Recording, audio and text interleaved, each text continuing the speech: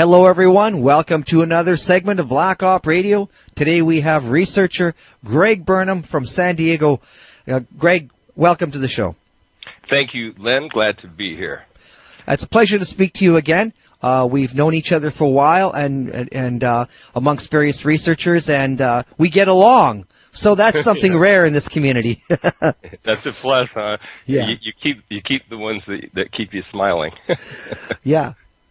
Well, among other things, we both had a respect for Fletcher Prouty and John Judge, and of course with John passing and you meeting him and being involved with some of the things there in Dallas, I'd like to get your views and recollections of John and also of Fletcher Prouty. The anniversary is June 5th of his passing, and of course it's also the anniversary of the passing of Bobby Kennedy.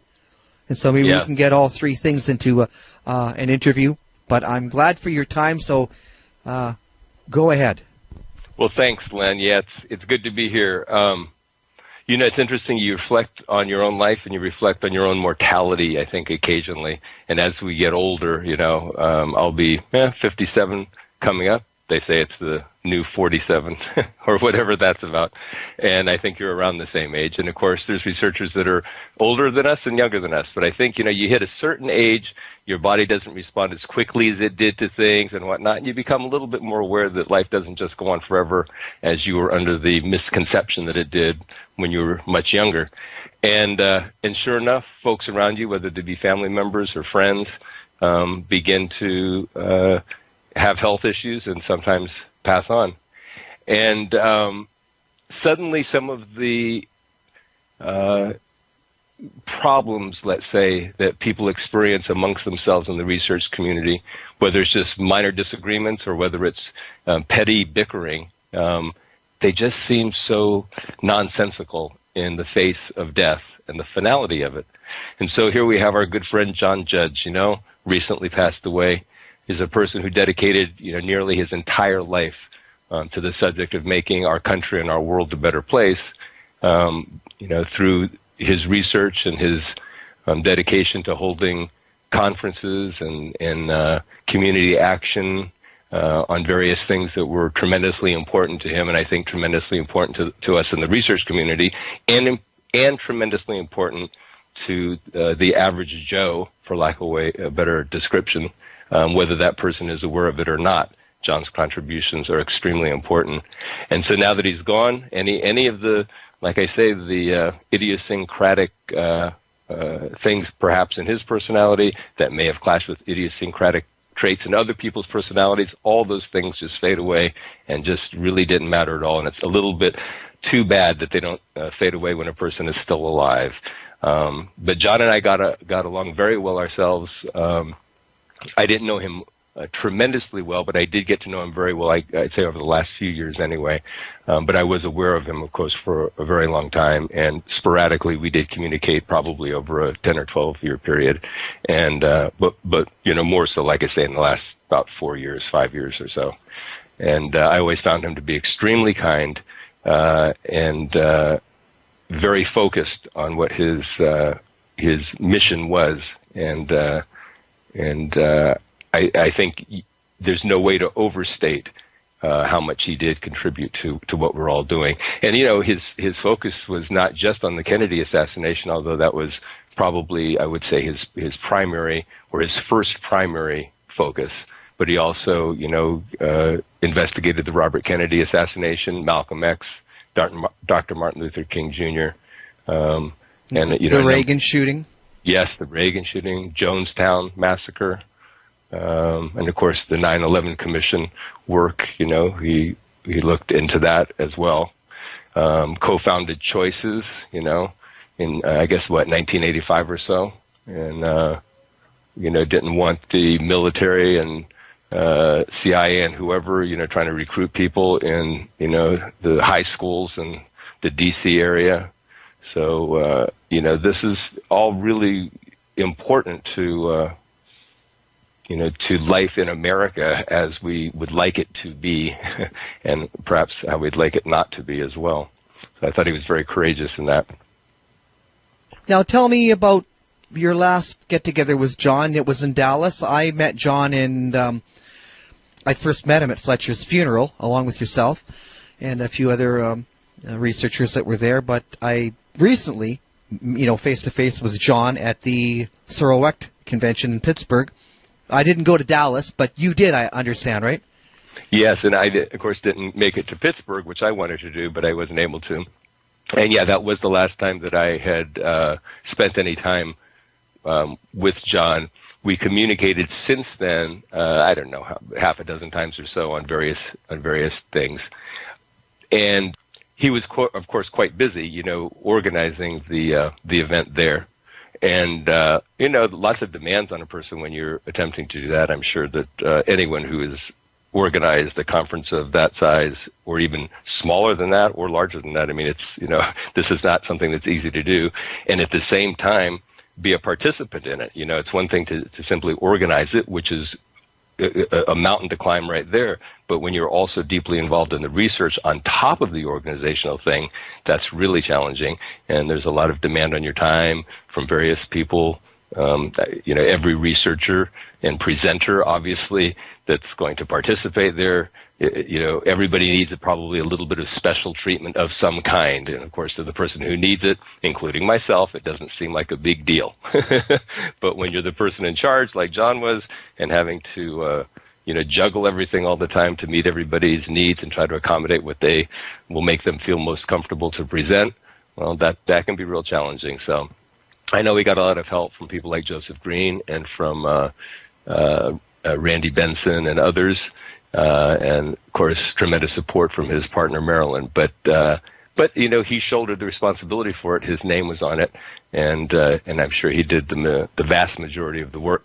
So the last time that I saw him, we spent a little time at dinner. We were sitting, I think we were sitting right next to each other at dinner, or real close to each other at dinner, and. But we didn't get to speak too much because there was just, so much going on at the time. And what else? Of course, we spoke a little bit before my presentation and intermittently there, But he was quite busy and quite good at what he did and quite focused. So I was glad to have been able to spend this last November, there in Dallas for a couple of reasons, because it was the 50th and I did want to give my presentation, but I'm also very grateful that I was able to spend some good quality time with John, even though it was brief with him. I'm really glad that I was there there for his last hurrah.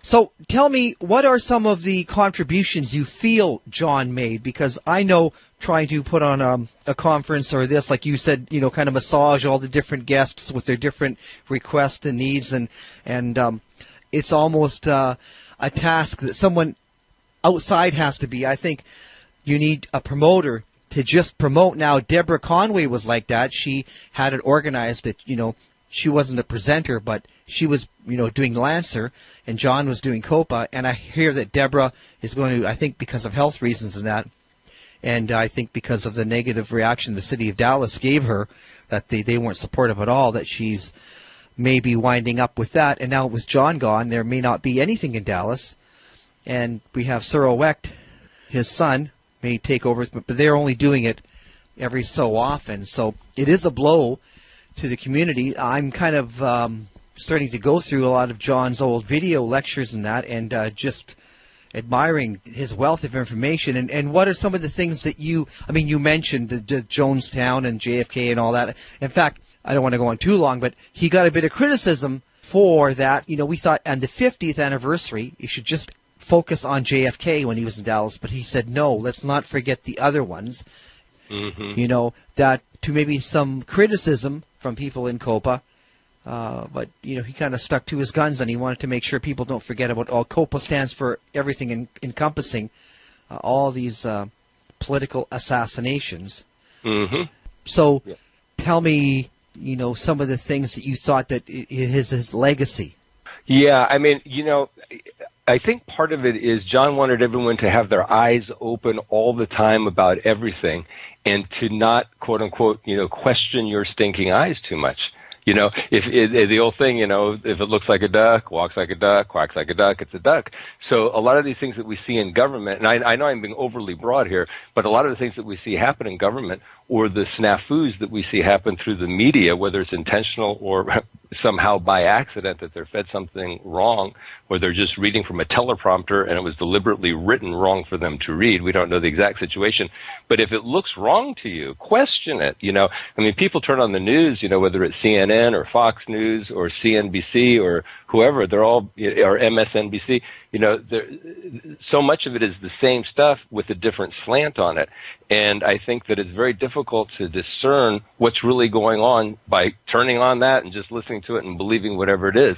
And I think John, represents somebody who never did that. This is a person who scrutinized everything that he was fed by his government, scrutinized everything that he was fed by the media, and didn't take any of it at face value. And I think that's something that everyone can take away here. I think that's a huge contribution, because you can look at so many of his talks and lectures and speeches, whatever you'd like to call them, are so worth listening to or watching for the content that's in them. It's just extremely rich content and extremely astute critical thinking in political conversations and discussions.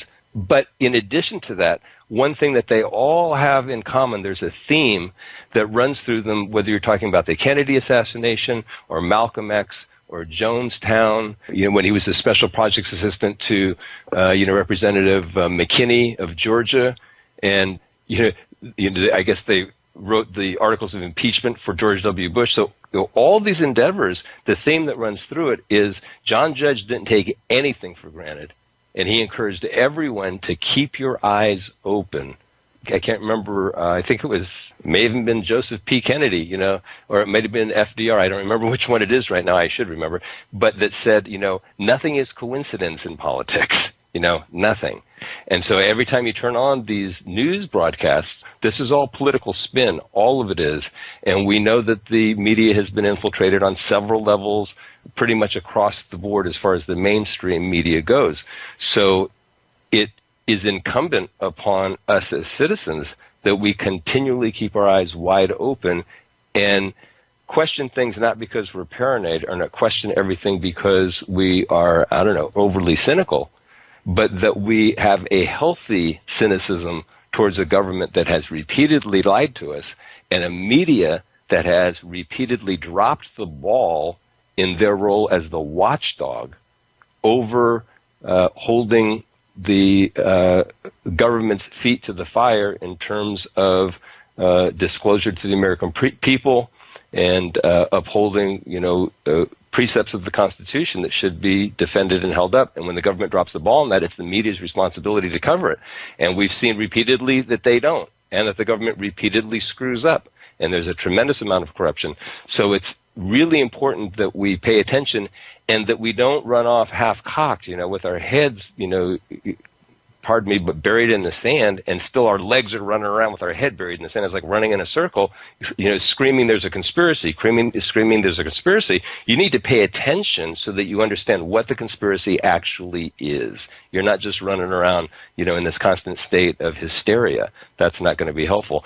So John had a very good way, I think, of remaining extremely focused on what was important, on the elements of the story that were spin versus the elements of the story that had substance, and what does the substance mean? When you take the spin away, when you take all that crap away, and you look at basically the facts, many times you have to look at them not as what they are, but what they mean.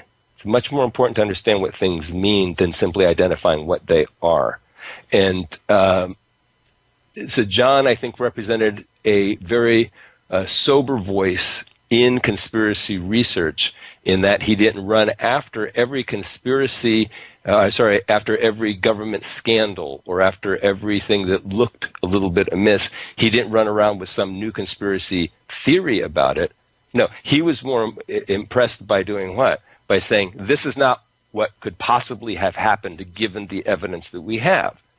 And your government is telling you that it did. Okay? Now, I'm not claiming necessarily to know what did happen. What I do know is that did not happen and our elected representatives are swearing that it did, but it didn't.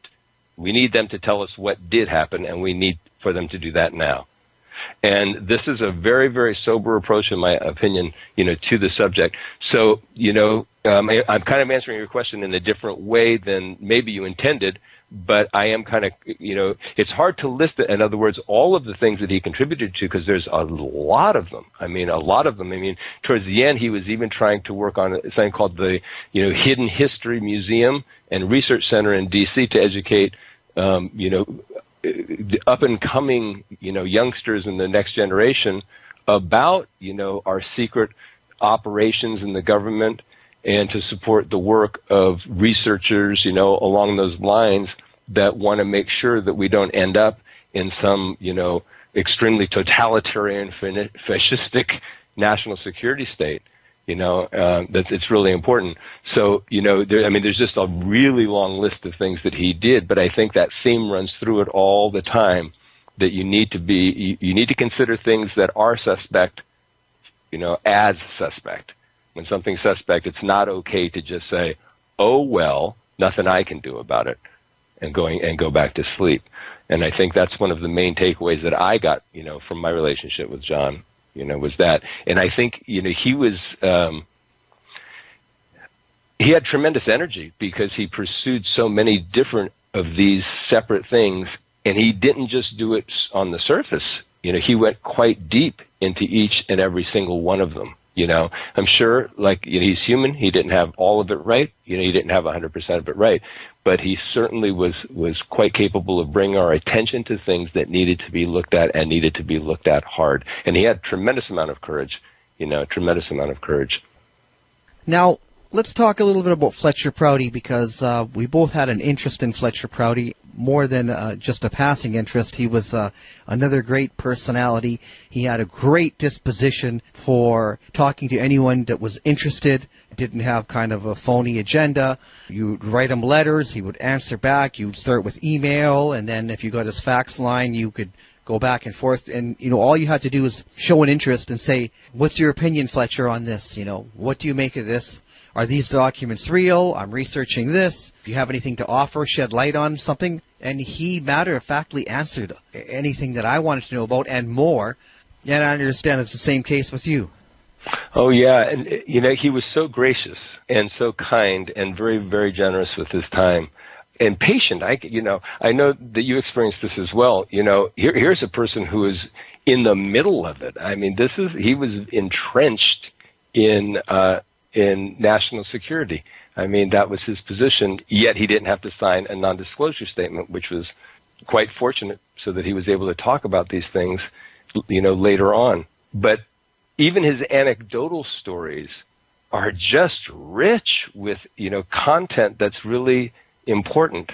I remember several stories that he told me that were just asides, to the main topic that we were talking about, and they were kind of humorous, stories.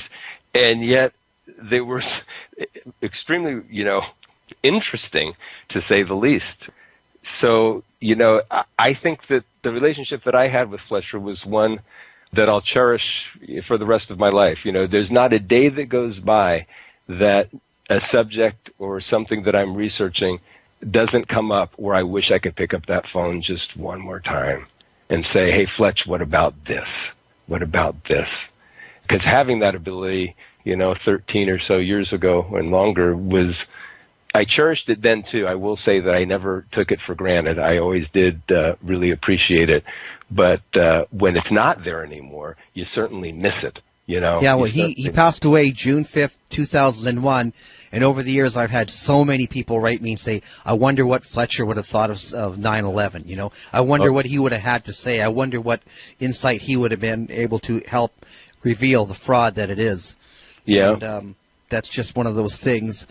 If you had one piece of information for someone new who doesn't know anything really about Fletcher Prouty, what would you say his contribution was to you? Is there one item that you can talk about to say, well, when I was interested in this topic or whatever, he really opened my eyes to something?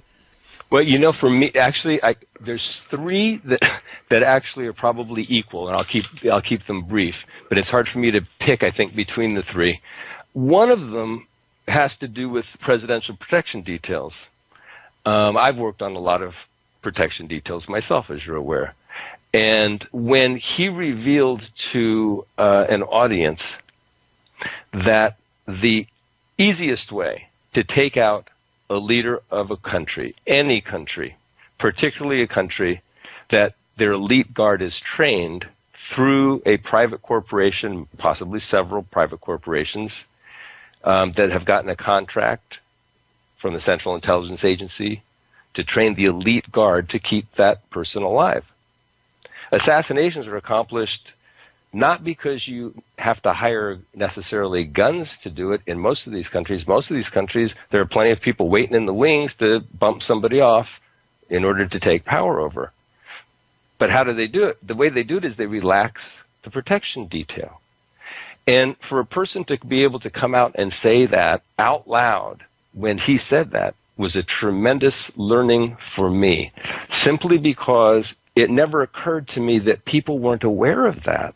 People, for the first time I started getting the idea, oh my gosh, the way people really think that this is done is some ragtag people get together and get some guns and blah, blah, blah, blah, and create these miracle situations. And that's not how it's done. The way it's done is you get people to stop protecting the client. Once that happens, all bets are off.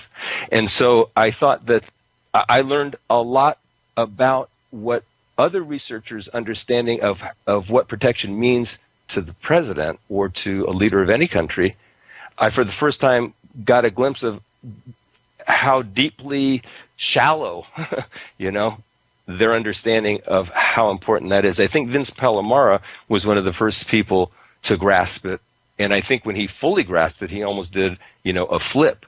All of a sudden, oh my God, the Secret Service did it. It's completely their fault, blah, blah, blah, blah, blah. And they're, Oswald killed them, but it's the Secret Service's fault. And then I think he came back and went, wait a minute. But I think up till there, Vince had not really grasped how drastic that situation is. I could be, wrong. Maybe he did, and I don't want to insult him by saying that, but I think that could be the case, So that's one thing that I thought was important for me, was to realize, okay, so when I'm talking to these other people and they're looking at me like a deer in the headlights and they have no idea what the heck I'm talking about, that's the reason why. They never got that part of this, that how significant that is.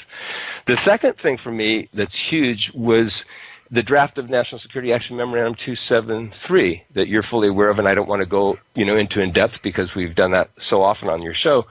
But the fact that the draft is written on the 21st of November, he sent me that document with no comment. He sent me a pile of documents, and he sent that particular one in there with no comment, on it. Just, along with the copy of NSAM 263, 273 final version in that one, and what is it, NSAMs 55, 56, and 57 for dismantling the CIA, and a couple of other things, right?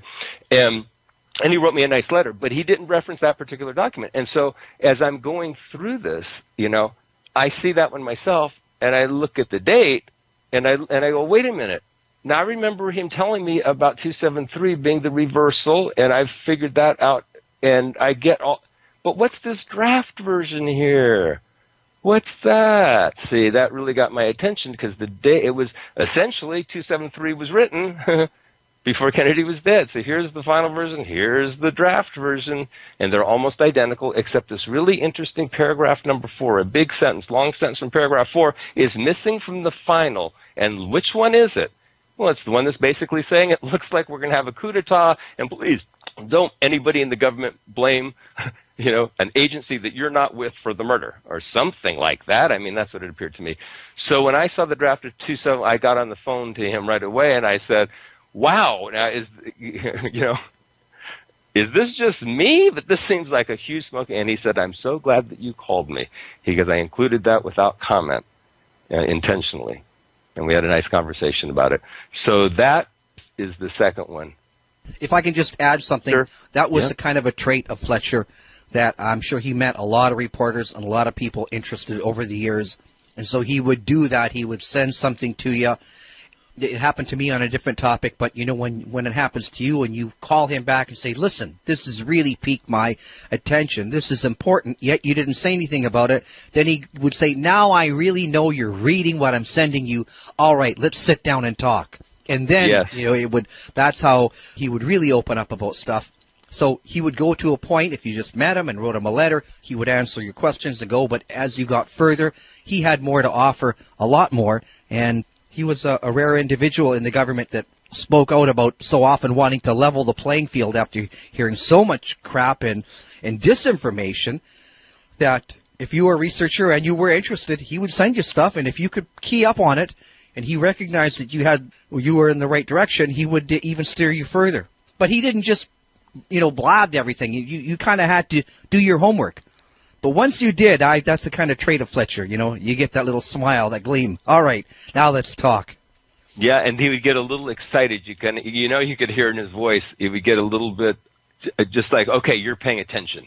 All right, you're paying attention. I got your attention and there was some delight there, and you could sense it. And I always felt good when I got that delight, because it made me feel good about me, That's why I felt good. I still remember, I wrote him back a question about this newspaper, and you know all about it, but anyway, it was about some dates and all that. So I wrote him back, Fletcher, this doesn't make sense. How can this be, right? And I was recording a band at the time.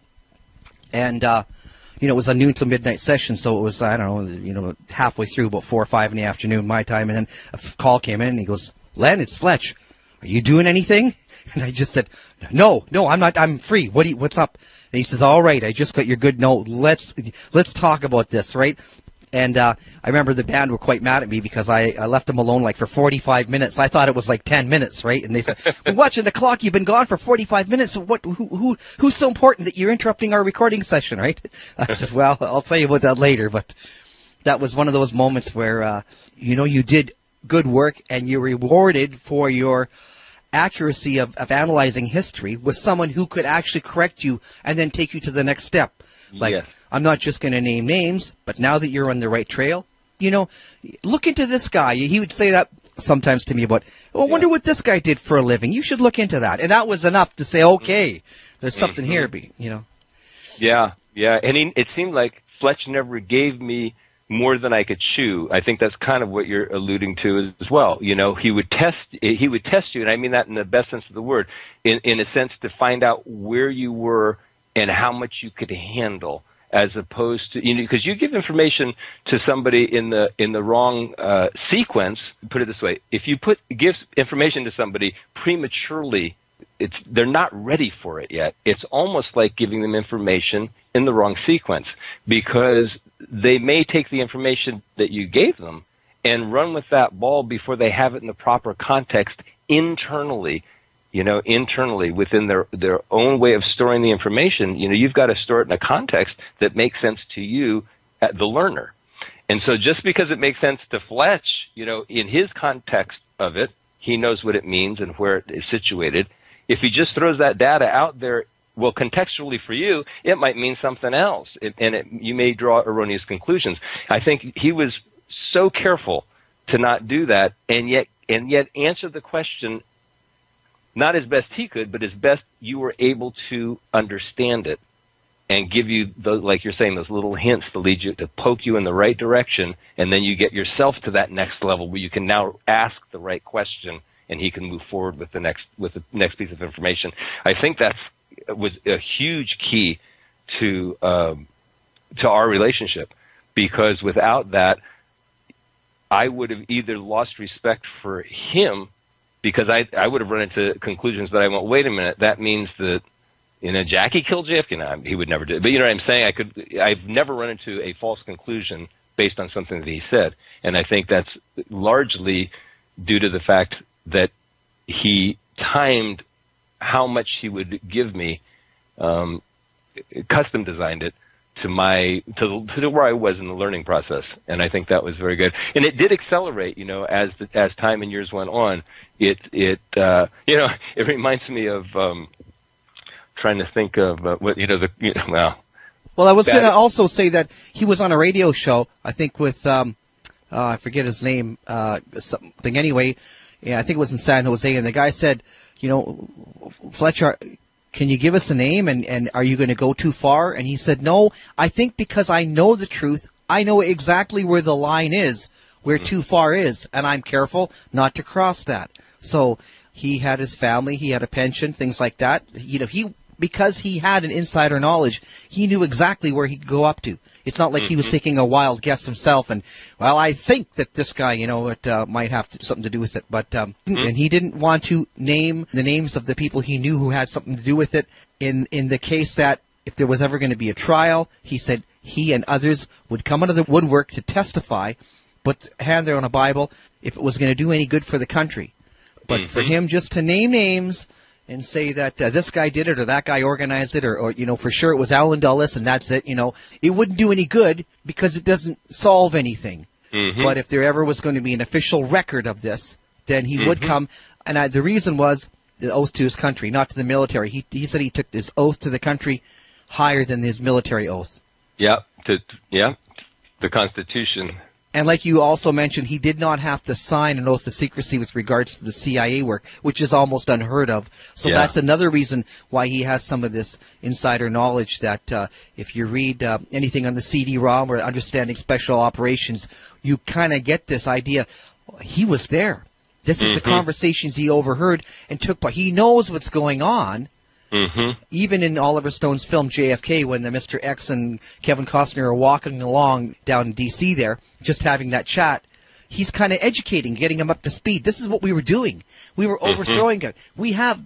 People find it uncomfortable, but there's someone in every state named the executioner. If the court finds a guy guilty, they sentence him to death. A guy comes up and that guy could be a football coach, have kids, Boy Scout leader and all that, but his other job is an executioner. And he said this happens, that people find it uncomfortable, that people are trained for this, and they're in a camp outside of Greece. And, he said that, when people are called upon, when someone's got to go, they call these guys. And in the case of... little resort outside of Athens. So if you've subscribed to that, you can either take it or leave it. But what he's saying, from his first-hand knowledge, that's a fact. And that he's saying when someone's too much out of control, a call is made and that guy's removed. It looks like an accident or whatever. Anyway, and it's assassination, and they have a patsy, and they have their own, the cover-up is the whole thing.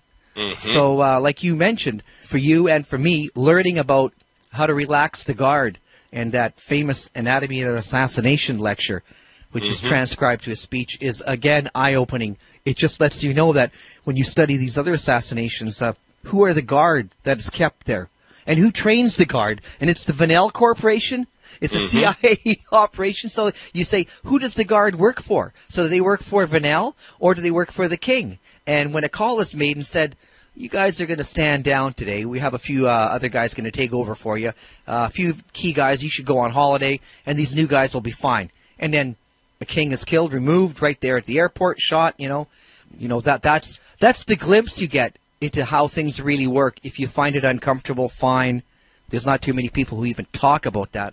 I couldn't believe that he actually, gave up the name Vanell Corporation. You start investigating it and you go, BDM. Similar like Blackwater, and then whatever they've changed their name to now.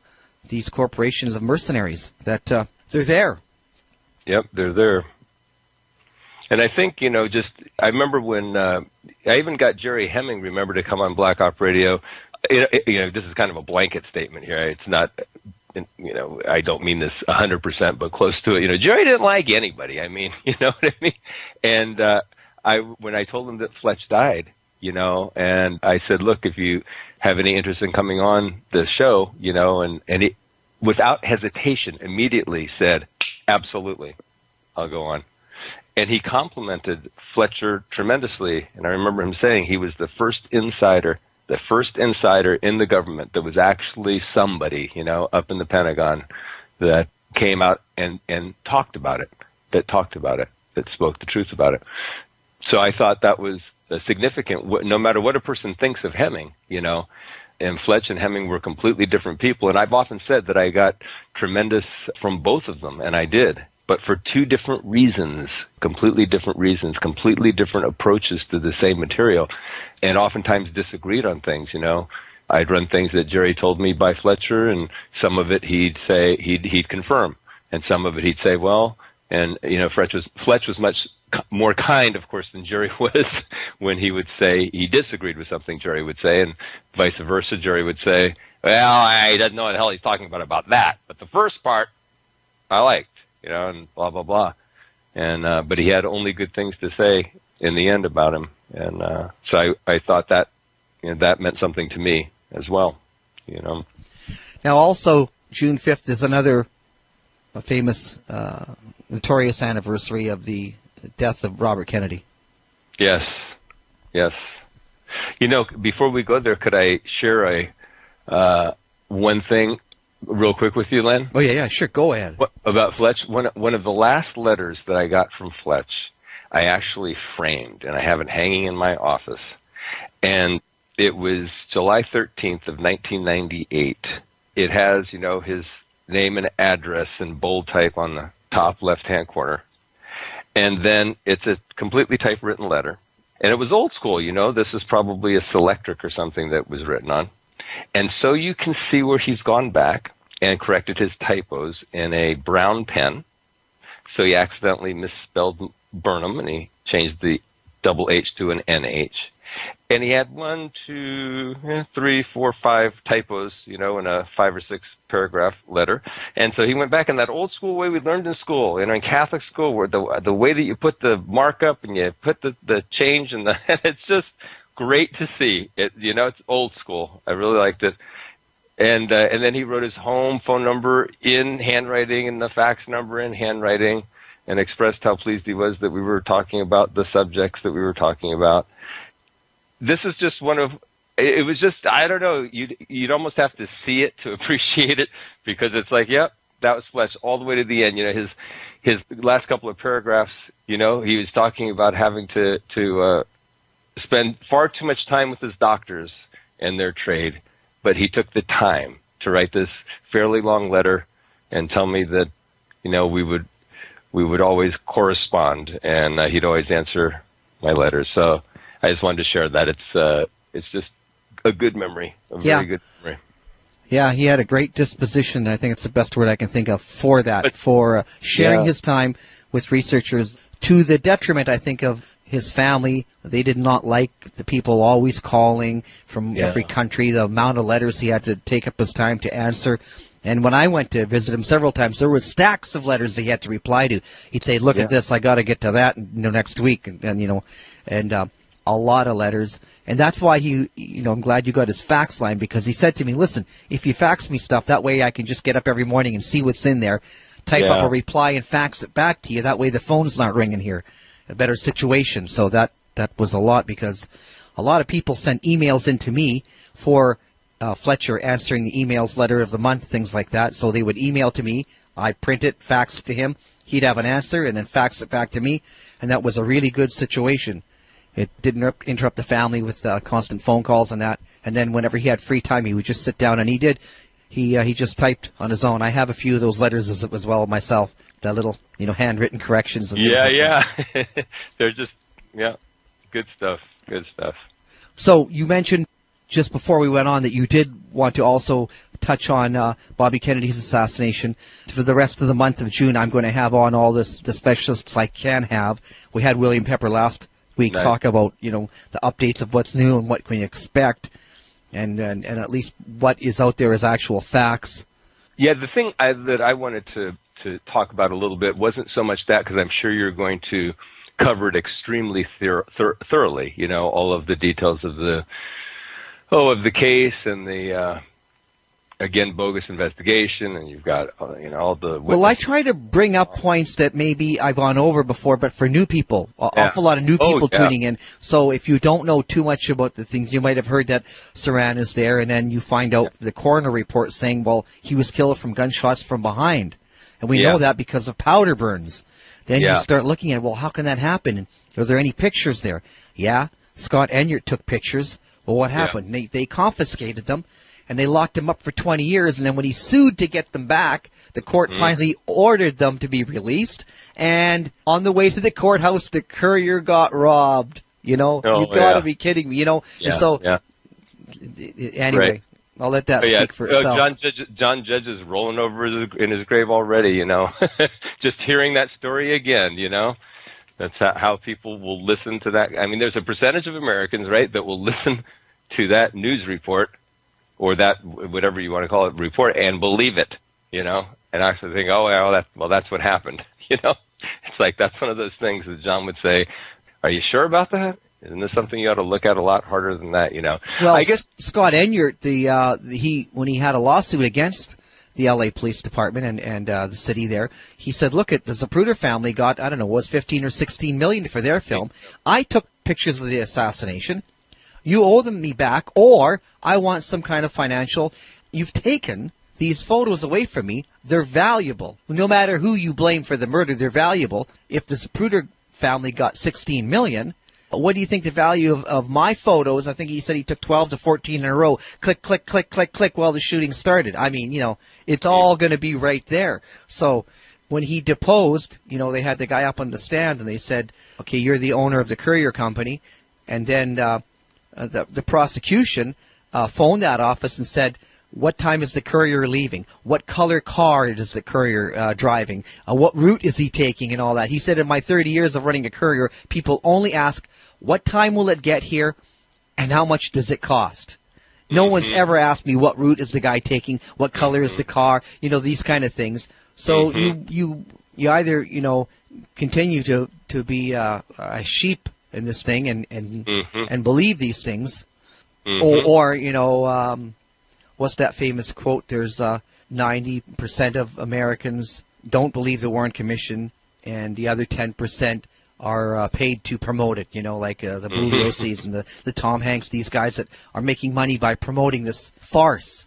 And if it wasn't such a criminal matter, it wouldn't matter to me. You know, some other debate is there actually can scientists make cold fusion or fusion in cold water or whatever they were doing a few years ago. There was a thing. I don't know, you know, agree or disagree, whatever it is. It's kind of up in limbo right now. I guess it's not really decided, or they could never recreate what they did. So, I mean, it doesn't bother me one way or another. But if you shoot Martin Luther King, you shoot Bobby Kennedy, you shoot Jack Kennedy, these things go on and on. You know, that reporter in Los Angeles for the Rolling Stone whose car mysteriously blew up, you know, after, you know, like, if you're not worried about that, right, you're next.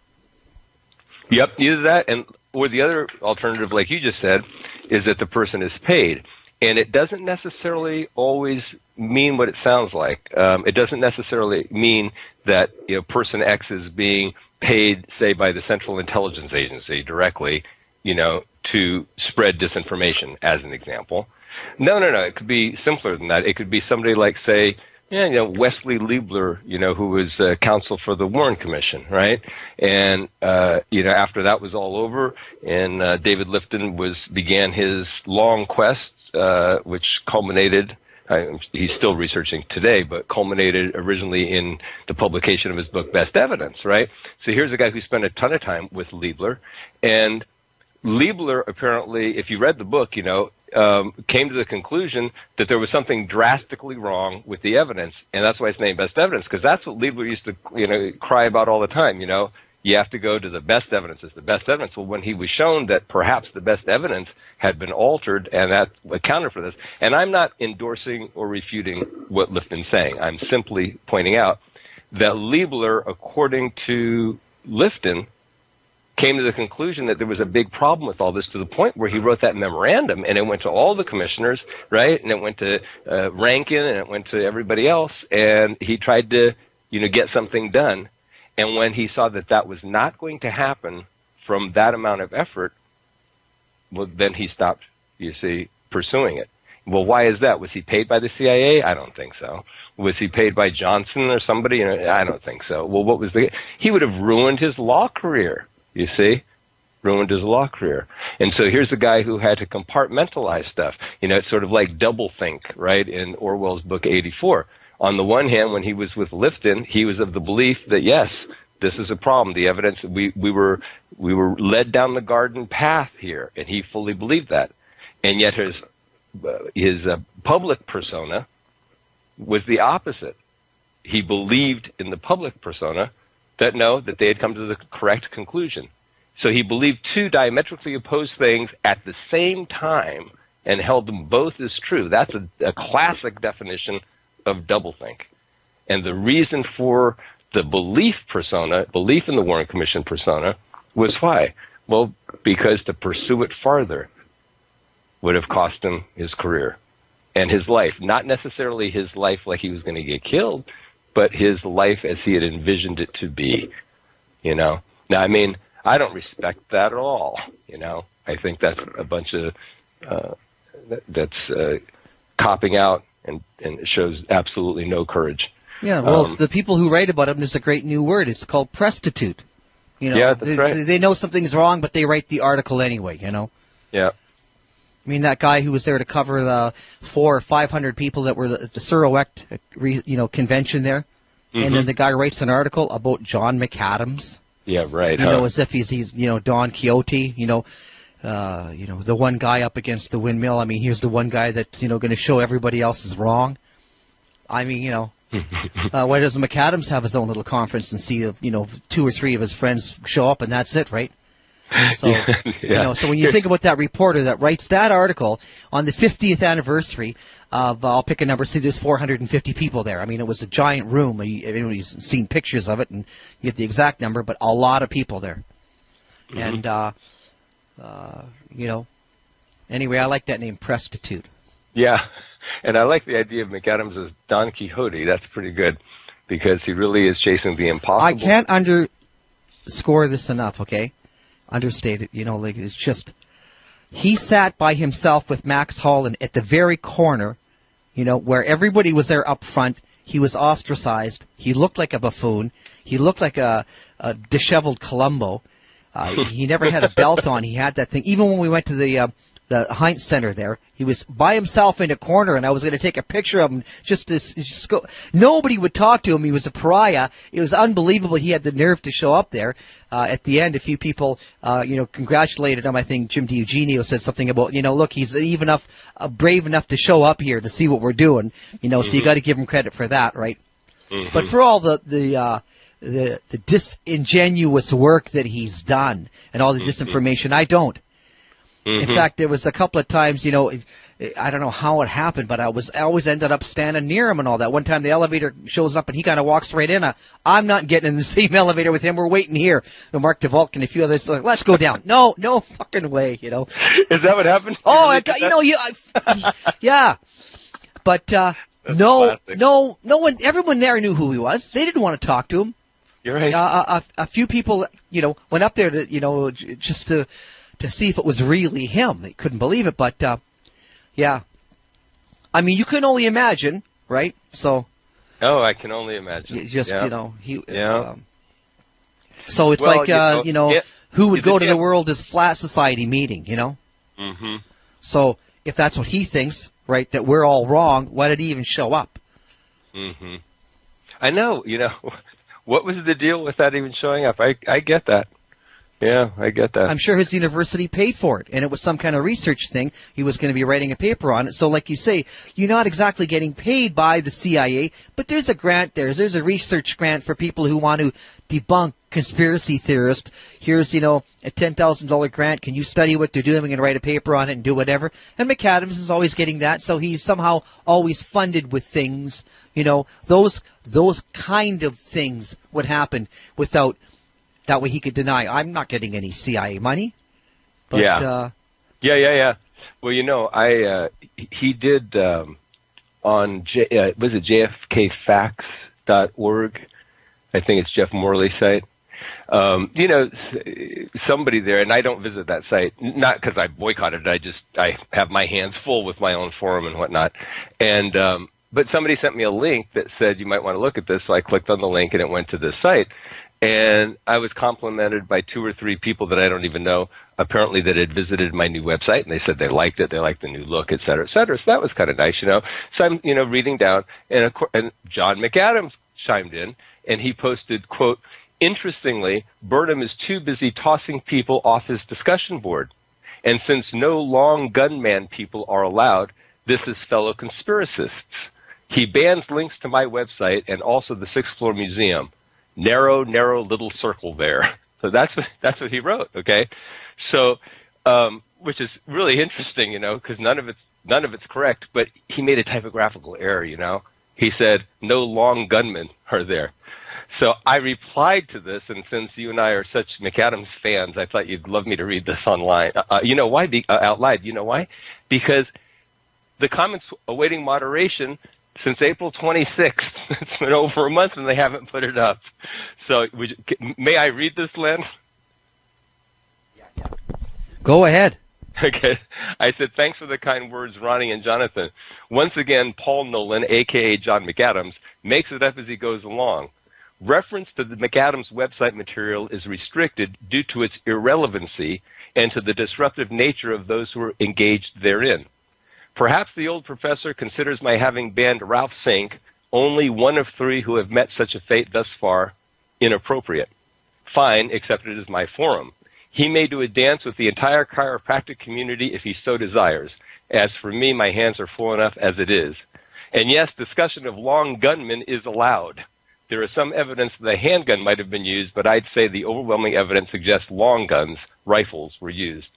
Or did he make a typo? Yes, I see he did. I did not allow discussion of fantasy on the forum, nor do I promote the myth that there are viable arguments regarding the use of a single shooter, an alien space vehicle, William Tell's great-great-great-grandson armed with a bow and arrow, or any number of contrived legends, each equally ludicrous in their own right.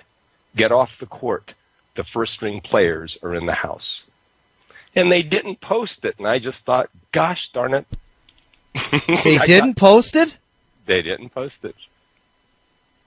Oh, yep. Fuck. But, that's really disturbing. Jeff Morley had this other article up there where he said, here's the top 6 examples of someone knew something was wrong in Washington. And he said, I had an article and was going to include Fletcher Prouty's name, but on, consultation with I forget who, and Max Holland or McAdams. Anyway, McAdams. They advised me that Fletcher's got this, bad background and I should not take anything seriously, he says. I mean, what a crock of shit. Wow. Right? And it's just unbelievable. And for Morley to even put any credence, why would he ask McAdams, is this good? Do you think I should do this? I mean, it just shows that he has such shallow understanding of other research. He may be doing quite well in what he does, but, for him to include that, for him to keep saying McAdams is one of the best sites on the web there is just, I hate to speak harshly of him, but I have no tolerance. If you say McAdams is doing good work, I write you off. I mean, you just don't know what you're talking about. And either you're a buffoon or worse. And I'll just, leave it at that. Yeah. If you use McAdams as a reference for anything, you don't know what you're talking about. Yes. Either it's an innocent error because you haven't been around long enough, you're a newbie at this, you have no clue yet, or something worse. But there's not any in between here. There's not any in between. No. And so the fact they wouldn't post that rebuttal, probably McAdams is having some pull there saying, quit calling me Paul Nolan, don't let people know about that. That's why I made the McAdams frequently asked question page, McAdams wants to go after everybody else. And it's amazing that I don't go to his website. Even our show notes, I don't link to anything on his website. And, I'll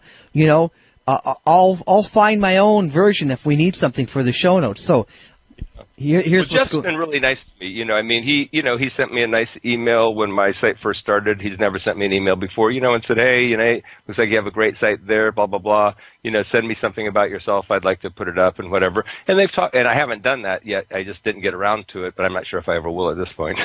But, I'm trying to be level about Jeff Morley too. I'm trying to say that, but when I've had these big arguments with, discussions. I'll say I've had great discussions with Jeff Carter on why we should include some people that we don't agree with. And he's, said, no, Jeff Morley's trying to do good work. He just may be mistaken on this. Give him a break. Okay, but I'm saying when you start a website and you call it JFK Facts and you come out of nowhere to say, I'm putting a flag down and this is the truth on the assassination. Here are the facts. It's my other criticism with, the other one, JFKMurderSolved.com. I mean, you can't have that, and say exactly what happened, and you better know your stuff. Yeah. And if I don't agree with it, fine, but Yeah, JFK facts. And you don't know who McAdams is? Well, he's been around for years and years. All you'd have to do is talk to yourself, Jim DiEugenio, Lisa Pease, Sir Wecht, a number of people who have signed my little statement. I've got a statement up about how people have objected to how he's tried to take over Wikipedia and bully his way through with what he feels are his facts, that Lee Oswald did it and everybody else is wrong. And it leads me to my other, statement of what the world is flat society, or people putting their head in the sand like an ostrich, right? You can't just ignore all this other information and keep parroting that there's a lone gunman. That there's just one gunman, and it's Lee Oswald, by the way. You just can't. It's 50 years later. We know way too much. So, the fact that people argue amongst themselves about exactly what happened, is it mafia influenced? Are they ex-Cubans? Is it Alan Dulles pulling the strings or whatever? Well, that's the discussion. And I think the higher road is to say that we are all still trying to learn, and we're trying to discuss that. Some people want to go too far and say, listen, I know exactly what happened, and this is the story. Take it or leave it. A lot of people leave it. They say, on several things, my mind's not made up. I'm still learning. I'm still, great. Present your findings. And if I don't agree, that's the way it is. Mm-hmm. And I know a lot of people have these varying degrees if they believe Judy Baker or not. I mean, if I say, I don't really subscribe to that, but I can't take too much time going into, and I don't know how McAdams, who's got his point of view, spends all his time on the other guy's side. Mm-hmm. Like if I have Black Op Radio or my forum or something like that, I write about what I'm doing. I'm not investigating him all the time, and I don't care. I'm no good to his website, and I would never join, that kind of stuff. When I was on some bulletin board, I think it was a long time ago, Alt JFK or something like that. I got booted out of there right away, in fact, the final thing that they kicked me off for was McAdams wrote something, and I said, well, consider the source. And he called that some kind of ad hominem attack and all that. I said, listen, you get your reputation there of being a liar, right? Mm-hmm. So, consider the source. If McAdams says it, you almost could think the opposite of true. The opposite is true. And many things. The people that McAdams endorses are probably on the wrong side. The guy he's really, against, like the Jim Garrisons and things like that, and Fletcher and other things, those are the people you should be, studying. Mm-hmm. And just the fact that he's, down on somebody is enough for me to say, it's happened to me once or twice. If I came across somebody I didn't know about, and McAdams is up there writing, the guy doesn't know what he's talking about, and he's whatever. You know what? I'm going to have to, pay more attention to this guy, because if he's irked McAdams, there must be something there. Yeah, right. Yeah. What I was going to bring up about RFK is there's a real, again, I was talking about a theme earlier in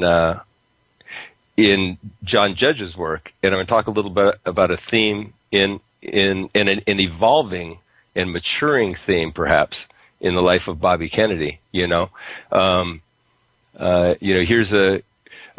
young man. By the time he was dead, he was still a young man. That started out as the runt of the family, and went through so many changes as a youngster. His relationship with his older brothers, and then his eldest brother Joseph, of course, died, and then John was in the spotlight, but always ill and in pain, and so Bobby really took on this role of kind of the protector of the family. His job was to keep JFK safe, and I don't mean protection detail safe. I'm talking about politically safe. To recognize enemies, including organized crime or political, not so much political rivals once he was Attorney General, because that would have been more, though, when he was running the campaign. He would understand political rivals.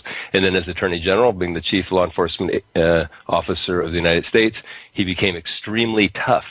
And of course, JFK is probably one of his, if not his closest advisor. And after JFK died, Bobby seemed to evolve yet again. And his dedication to peace is probably, and equality, those two things, which in a sense, go hand in hand. Because when people feel equal to other people, then the chance of it disrupting peaceful relationships is no longer an issue. So equality really does contribute heavily to peace. And this dedication to peace seems to be what got him killed, in my view, and Martin Luther King Jr. killed. Because, and again, peace and equality, right? Because Martin Luther King, of course, was in a lifelong struggle for equality, not just for his people, but for all people. And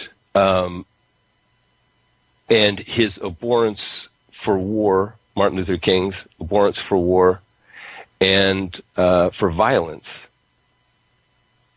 is very similar to Bobby Kennedy's abhorrence for war and for violence. And while he was the Attorney General under JFK, of course, he was, became basically the liaison between McCone and CIA, back to the White House. He oversaw a lot of Operation Mongoose, and Bobby became a very, very tough, a tough operator in that role.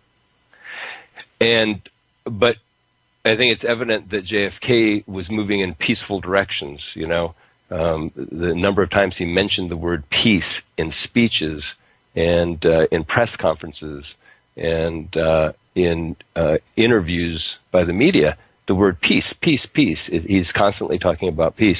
And if you note Bobby Kennedy's run for the presidency, it was all based on a platform for peace, not just in Vietnam, but domestic peace as well. And I think that probably nobody in the country could have informed a nation that was in turmoil. I don't think anybody could have informed that group that he informed in Indiana of the murder of Dr. Martin Luther King Jr. so eloquently and in such a manner that there were no riots. To my knowledge, there wasn't a single riot following the murder of Martin Luther King Jr. And I think that the speech that he gave that ended up televised all around the country, probably around the world, I think that contributed heavily to the lack of violence following Martin Luther King Jr.'s assassination. And I think that when, and again, I was, very much a youngster at the time of JFK's murder, although I was, very close to D.C. and attended the services, so it did impact me more. And I think that my family was probably a lot more political, let's put it that way, than many others, in the sense that my mom really paid attention to it, and talked about it, constantly. At meals, it was a subject that came up all the time, So I think that did have me maybe paying attention more than maybe the average kid, was. And the feeling was extremely hopeful while JFK was alive. There were moments of extreme fear. I mean, in the D.C. area, we had regular, air bomb raid, type of drills, and nuclear, attack drills. That was a regular thing. So there were those things, and there were the tensions because of Bay of Pigs and Cuban Missile Crisis and other things in between. Those tensions were there, but the feeling was extremely distinct that we had an incredibly capable leader. We had an incredibly capable president who was measured in his decisions. This wasn't a knee-jerk reaction type president, This wasn't a president that issued idle threats, He said, "Ich bin Berliner." He did not say, "Mr. Gorbachev, tear down this wall." See, a completely different approach. And he appealed on a level of humanity that I don't think any other president since has. And so that feeling of hope got just, obliterated on the streets of Dallas in November of '63, just totally, just destroyed. And in the ensuing years, Johnson, don't even want to talk about him, you know. Here's a mess happening, you know. Vietnam is a mess. Riots throughout the country, race riots in some areas, you know, lots of problems going on. And when Bobby Kennedy began to run, the hope that had originated in the Kennedy administration began to resurface. But it was a different type of campaign than Jack had run. And it was an entirely based on peace, entirely based on coming together, entirely based on the strength of the United States being founded in caring about each other.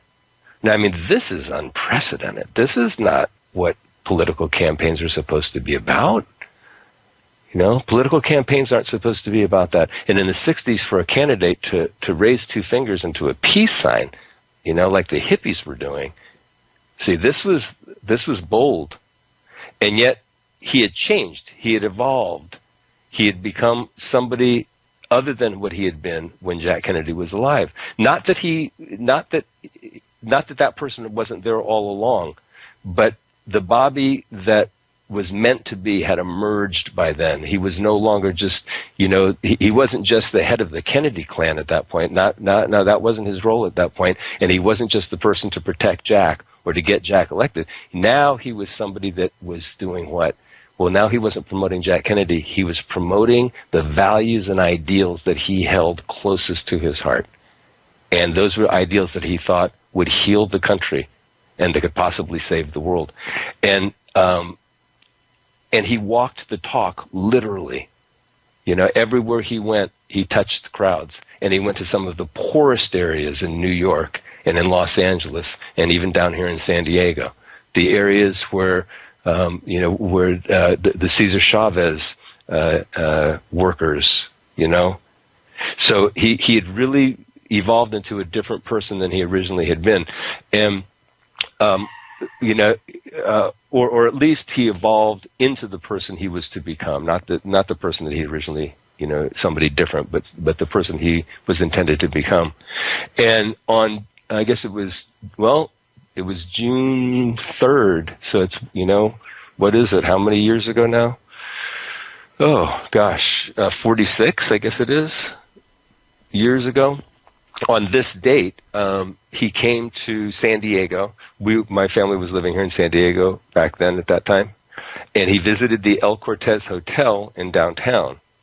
And when we found out that he was coming, my mom, I was only, 11, 12 at the time, my mom got all excited and she said, you know, to myself and my one sister who was there, all right, I'm going to go out and I'm going to get, you know, placard board, to make a sign and some wood and blah, blah, blah, and we're going to make a, you know, welcome to San Diego, Bobby, or Bobby for president, or go RFK, or whatever, whatever it was she was going to write on the sign. So she went over to the local place to buy it, and she bought some 2x2, wooden sticks and placard board, and so we drew up about 2 or 3 of the, I know, probably not 3, probably 2. I think it was only 2. And so we went down to the El Cortez Hotel, and we were outside, and there was a pretty large group of people, and they were holding these signs. And so the driveway that exits the El Cortez Hotel at the time, they had these ropes, you know, that those like red velvet ropes or whatever. That's my memory of it. There was something there that was blocking you from going through. And we were a little bit back in the crowd. And so as his motorcade was emerging from underground, he was in a convertible. And so I said to my mom, I said, I'm going to go to the front, you know. And so I started, you know, I was small, so I was able to squish through people, and I kind of wormed my way all the way up to the front. So his car came up, you know, and it stopped before it went out onto the street, so it was straddling like the sidewalk. And he was standing up and he was waving at everybody, and his bodyguards, they didn't have Secret Service, of course, back then. Candidates for the presidency did not receive Secret Service protection. So, in fact, they changed that law after his assassination. So at this time, he had to have his own private, protection detail. including Rosie Greer and a number of other people. Rosie Greer was on the Rams, I guess, at the time, the Los Angeles Rams. So he stood up in the car and he was waving, and his bodyguards, grabbed him and pulled him down and slammed him into the seat because there was, a high building around and whatnot, and I guess they were just nervous about it. And so when he landed in the seat, I saw my opportunity, and I lunged forward over the little rope that was in the way, and my right arm went into the convertible, and I grabbed him by the lapel and his tie, and he looked right at me and smiled. And it was just radiant. And it was only later that I found out that he had been exhausted and had collapsed on the stage. That he was at the, like I said, the El Cortez, I forget which room he was in, but he gave a speech there. And during the speech, he had gotten ill and basically kind of collapsed and had to sit down on the stage, and apparently, I guess, went in the restroom and vomited and spent some time in there, getting himself together, then came back out and finished his speech. And then I don't know if they had dinner or if they just left straight away. But he looked radiant at that moment, and then somebody kind of tapped my hand, away so that I had to let go, and then they left. And I, never forgot that, and it just, that's what he represented to me, was that radiant smile, and he had this, it was just a very calming, I was all excited, I ran after, oh my gosh, and there was just this, it felt really like a connection. And I think he had that ability to touch people and make you feel special, probably because he felt like you were, he felt like you were, and it came across, and then of course, the next night they blew his brains out. And so once again, that feeling of hope was dashed again, it went away again. And it was almost like there's a message being given to the American people, perhaps to the entire world, that there's no need to hope. There's no reason to hope. You don't have any control. You don't have any say in this. There will be war when we want there to be war. If we wanted peace, there would be peace. You don't have a say in this. And we will pit you against each other. And you will fight. And we will watch and we will profit. And wow, what a cynical view of the world that is. But it seems like, what other explanation is it? What explanation is it that Jack Kennedy's brains were blown out because his elite guard stood down that day? And what died with him? See, this is important. What died with him? This isn't just solving a murder case or finding who the perpetrators were. Obviously, they got away with it, so you can't even prosecute them. But what died with him? Was it really JFK that they were killing, or was it an ideal? And Martin Luther King, see? Were they trying to kill him? It's easy if you have a patsy, It's easy to blame a single guy, because you can say, hey, who can know the mind of the insane, or the disturbed? Or as Richard Russell described to LBJ when he was talking about Lee Harvey Oswald, a generally misanthropic individual. Say, well, who can know the mind of a lone nut, generally misanthropic person? And so when you pin it on them, you don't have to know what else they killed, because they were just a nut trying to kill that guy. And they killed all this other stuff, but that's just a side event. See, well, and one common thread was they were all against the Vietnam War. Yeah. Well, what I'm asserting here, is that they weren't killing the individual. They were killing the ideal. They were killing the approach that these people were taking. They were killing the way that these people were giving individuals back their freedoms of choice. They were giving individuals back their liberty. They were identifying where the liberty resides. Liberty resides inside the individual. It is not a gift that is granted by a government to the governed. No. Our Constitution even says it in it, and whether a person believes in God or they don't, the idea is the same when it says basically that, these things are self-evident, and these are not bestowed by a government. These are God-given rights. They're not bestowed by a government, and so a government can't take them away. And these individuals were pointing that out. They were empowering the individual to embrace their own liberty. And the way that you embrace your own liberty is you get along with each other. Don't you see? If you get along with each other, that's your liberty. That's your liberty. And I think that's the message that was murdered in Dallas, that was murdered in Memphis, that was murdered in Los Angeles, was the idea that you own your liberty. You own your liberty. And I think for me anyway, that's why I do what I do, Len. That's why I continue the research that I do, because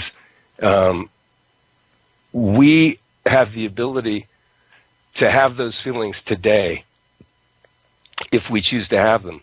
The way that we were inspired by JFK and Martin Luther King and RFK, the way that we were inspired by them, you see, that still exists within us, but we have to have the courage to bring it out and to live that way. And what John Judge stood for, and what Fletcher Prouty stood for, and what George Michael Ivica stood for, you know, these are things that when they inspired us, that means that, well, we've already got that in us. We've already got that, and we need to step forward with that. And you know, so I know that in my life I haven't done it to the degree that I wish that I had, and hopefully I'll make some corrections to that, you know, and realize it. You know, there's somebody on our forum, Jim Hackett, that writes, "Be the change," you know, be the change. And I think it's a real good sentiment. Yeah, hats off to Jim Hackett. He's been writing and listening for years, and you know, he's always got good things to say.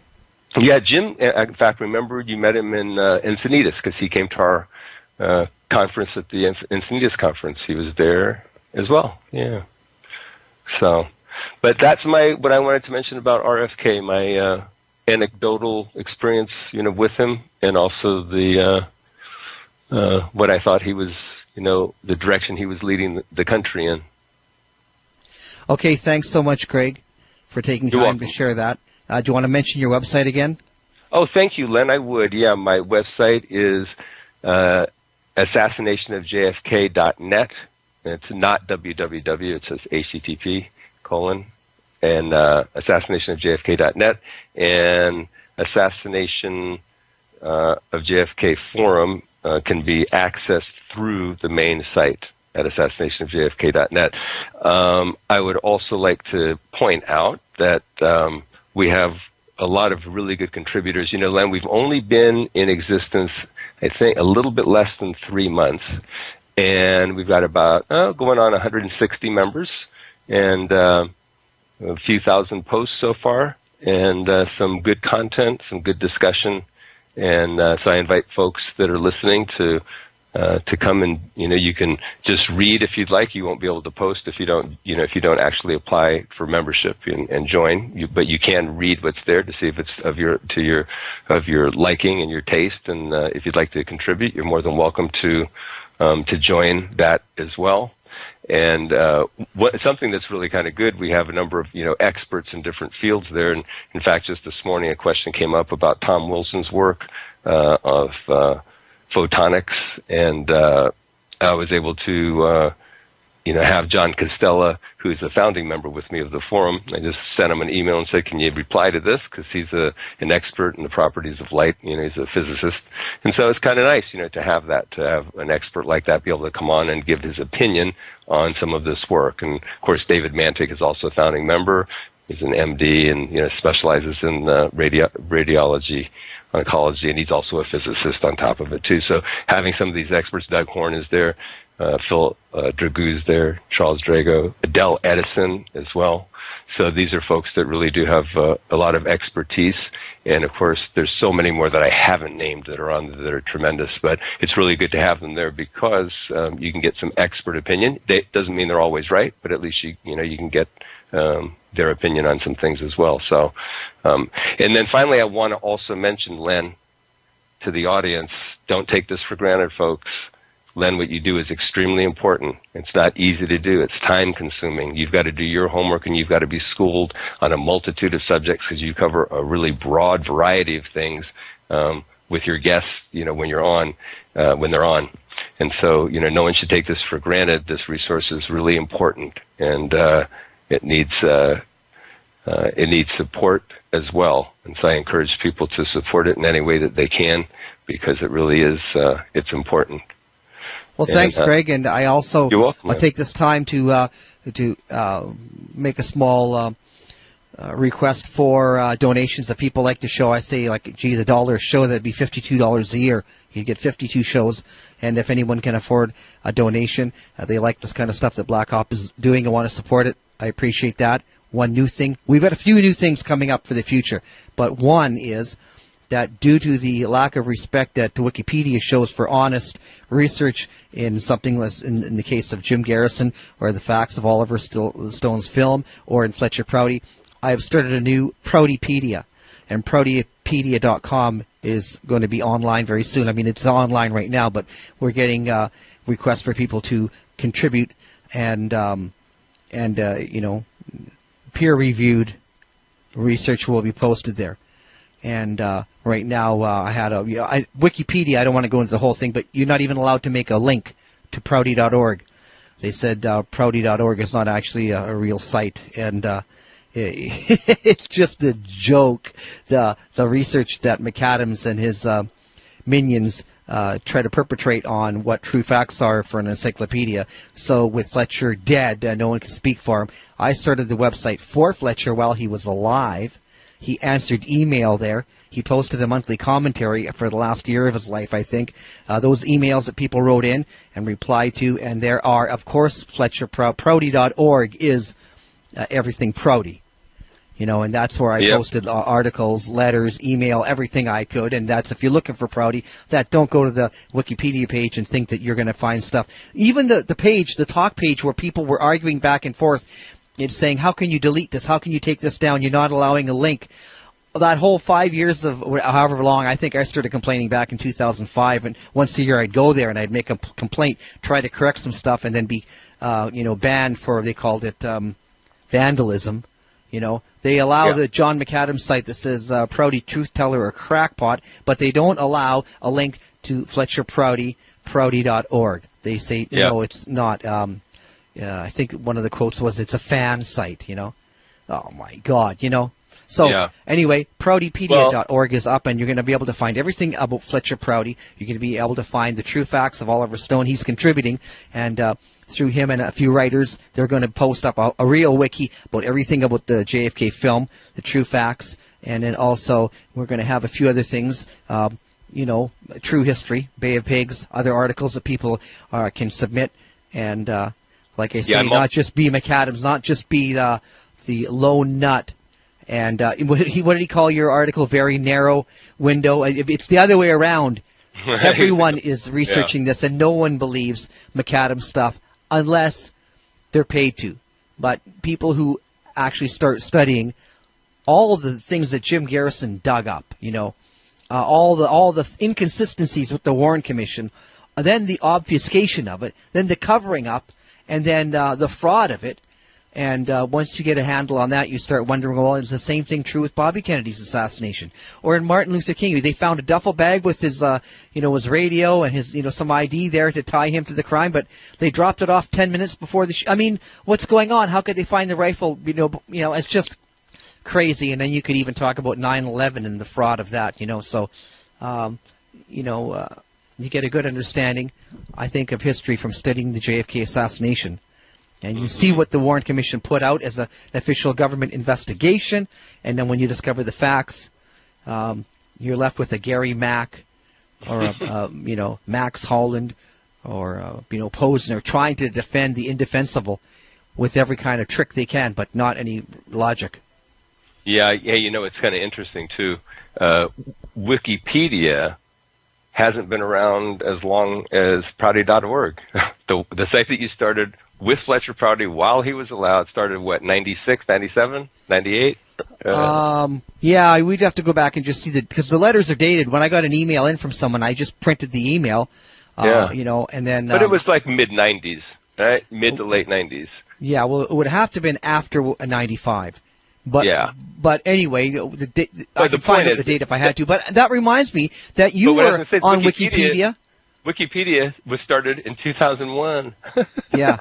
So yeah, probably to combat 9/11, you know, information they wanted to. But anyway, you know what I'm saying is that you were one of the contributors to the talk page, I believe, that's been deleted now, where you said, how can you do this? This is totally illogical for you to allow McAdams there, but disallow anything to Prouty, in his own words. Yeah. Yeah, they really, there's an agenda. I mean, there's no question about it. That was the most ridiculous talk page I've ever read in my life. The person who is responsible for that censorship, it's just incredible to read what they were writing. It absolutely made no sense at all, you know. But I will have my Bay of Pigs contribution to Proutypedia completed in the near future. I'm just, it's going to be a lot more in depth than I think what I've done before, because it's such a big subject, you know, and, it can be an ongoing thing. I mean, I appreciate if you post something and then a month later add something, or a year later add something, which any encyclopedia could grow as more, documents are released and we find out more and more things. We can say, here's the true story on an event, and here's what we now know, and here it is, and, you know, forget the disinformation. So, I hope that the name Prouty stands for, you know, honesty and research and truth. And here's what the facts are in this state. Yeah, that sounds good. Yeah. So donations. I hope people can, make a financial donation to Black Op Radio. This is the kind of thing we're doing. We're planning some more. We're planning an answer to the 50 Reasons video series. There's going to be more from me and Jeff, and that's in the future.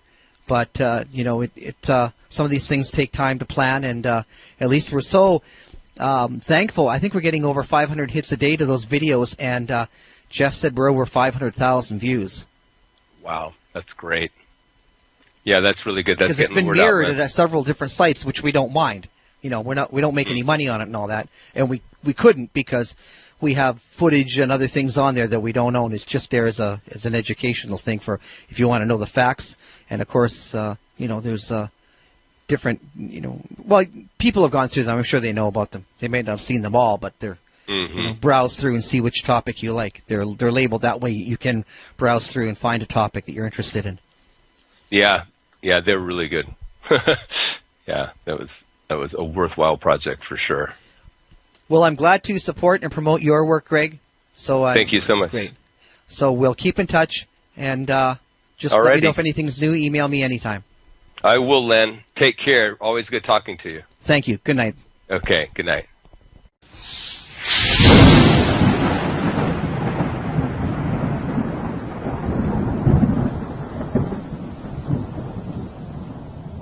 Around you, whether they be family members or friends, begin to have health issues and sometimes pass on. And suddenly some of the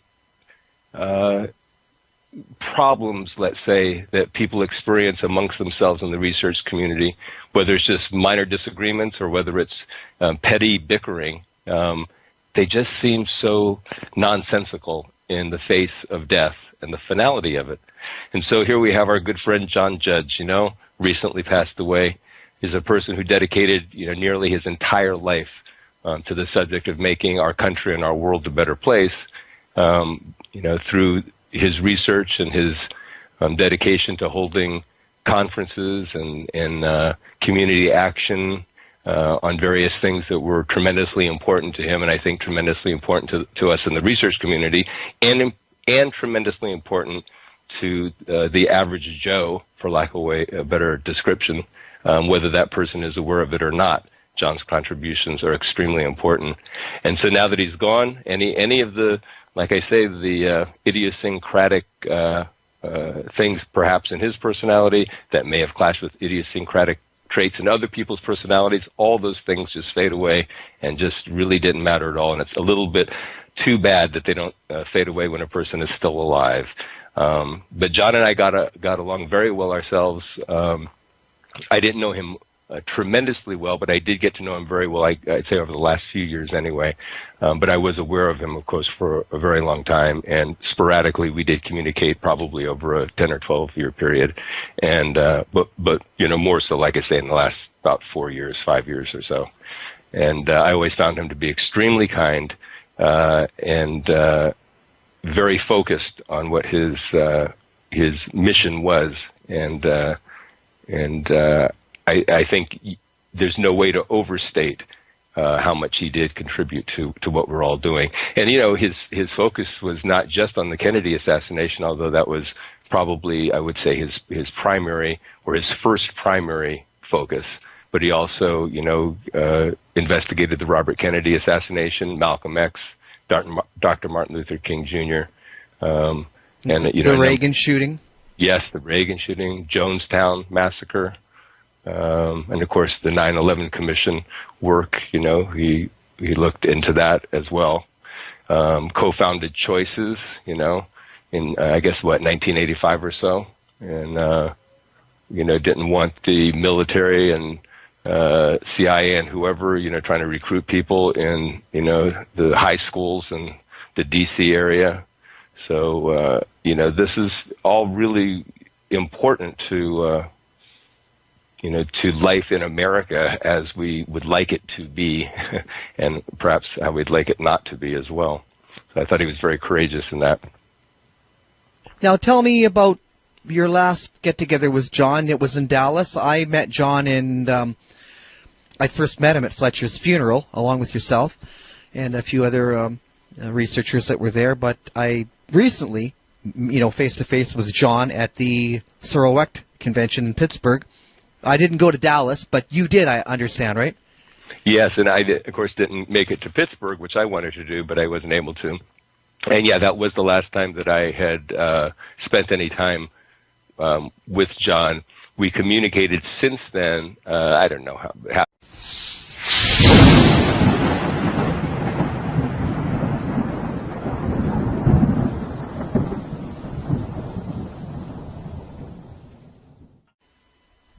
Hello, everyone. Welcome to another segment of Black Op Radio. Today we have researcher Greg Burnham from San Diego.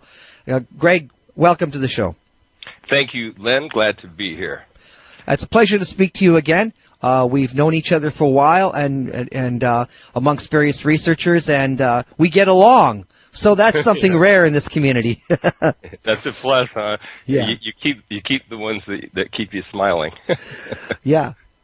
Well, among other things, we both had a respect for Fletcher Prouty and John Judge, and of course with John passing and you meeting him and being involved with some of the things there in Dallas, I'd like to get your views and recollections of John and also of Fletcher Prouty. The anniversary is June 5th of his passing, and of course it's also the anniversary of the passing of Bobby Kennedy. And so maybe we can get all three things into an interview. But I'm glad for your time, so go ahead. Well, thanks, Len. Yeah, it's good to be here. It's interesting. You reflect on your own life and you reflect on your own mortality, I think, occasionally. And as we get older, I'll be 57 coming up. They say it's the new 47 or whatever that's about.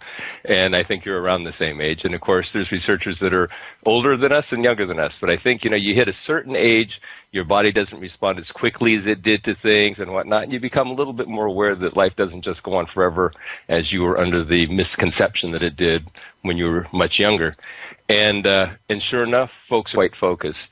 So I was glad to have been able to spend this last November, there in Dallas for a couple of reasons, because it was the 50th and I did want to give my presentation, but I'm also very grateful that I was able to spend some good quality time with John, even though it was brief with him. I'm really glad that I was there there for that, for his last hurrah. So tell me, what are some of the contributions you feel John made? Because I know trying to put on a conference or this, like you said, kind of massage all the different guests with their different requests and needs, and it's almost a task that someone outside has to be. I think you need a promoter to just promote. Now, Deborah Conway was like that. She had it organized that, she wasn't a presenter, but she was, doing Lancer, and John was doing Copa. And I hear that Deborah is going to, I think because of health reasons and that, and I think because of the negative reaction the city of Dallas gave her, that they weren't supportive at all, that she's maybe winding up with that. And now with John gone, there may not be anything in Dallas. And we have Cyril Wecht, his son, may take over, but they're only doing it every so often. So it is a blow to the community. I'm kind of starting to go through a lot of John's old video lectures and that, and just admiring his wealth of information. And what are some of the things that you mentioned the Jonestown and JFK and all that. In fact, I don't want to go on too long, but he got a bit of criticism for that. We thought on the 50th anniversary, you should just focus on JFK when he was in Dallas, but he said, no, let's not forget the other ones. Mm-hmm. That to maybe some criticism from people in Copa, but he kind of stuck to his guns, and he wanted to make sure people don't forget about all Copa stands for, everything encompassing all these half a dozen times or so on various things. And he was, of course, quite busy, organizing the event there. And, lots of demands on a person when you're attempting to do that. I'm sure that anyone who has organized a conference of that size, or even smaller than that, or larger than that, it's, this is not something that's easy to do. And at the same time, be a participant in it. It's one thing to simply organize it, which is a mountain to climb right there. But when you're also deeply involved in the research on top of the organizational thing, that's really challenging. And there's a lot of demand on your time from various people. Every researcher and presenter, obviously, that's going to participate there. Everybody needs probably a little bit of special treatment of some kind. And, of course, to the person who needs it, including myself, it doesn't seem like a big deal. But when you're the person in charge, like John was, and having to, juggle everything all the time to meet everybody's needs and try to accommodate what they will make them feel most comfortable to present, well, that can be real challenging. So I know we got a lot of help from people like Joseph Green and from Randy Benson and others. And of course, tremendous support from his partner Marilyn. But he shouldered the responsibility for it. His name was on it, and I'm sure he did the vast majority of the work. So the last time that I saw him, we spent a little time at dinner. We were sitting, I think we were sitting right next to each other at dinner, or real close to each other at dinner, and but we didn't get to speak too much because there was just so much going on at the time, and. What else? Of course, we spoke a little bit before my presentation and intermittently there, But he was quite busy and quite good at what he did.